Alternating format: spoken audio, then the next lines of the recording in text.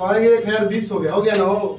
कितना टाइम हुआ है? 2 वर्ष और कितना है? 5 वर्ष है ना। टाइम में कितना का अंतर है? 3 वर्ष का अंतर है ना। तो देखिए कितना ब्याज बढ़ा है।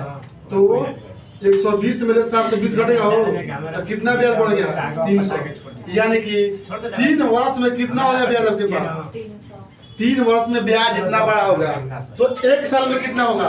तो 1 साल में ब्याज कितना होगा? इतना 1 वर्ष में इतना ब्याज होगा ना।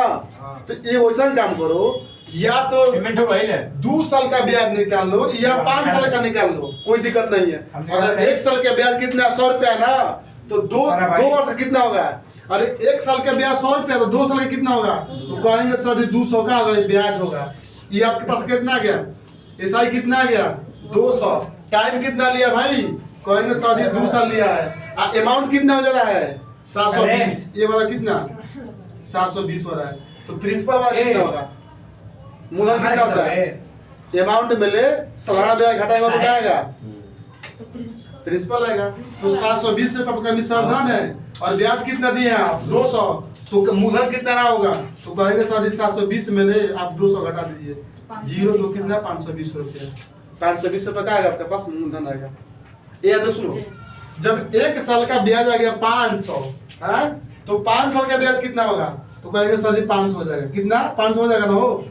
तो अब 500 कितने साल के? 5 के लिए ना। तो आप बताओ इसमें से घटेगा। ये 5 वर्ष का है, ये निसर्धन है और 5 साल का ब्याज कितना है? 500 रुपया। तो 1020 में 500 घटा लो, 0 2 कितना? 520 यहाँ से भी आएगा। यानी दोनों से आंसर सेम आएगा। दोनों से आंसर सेम आएगा।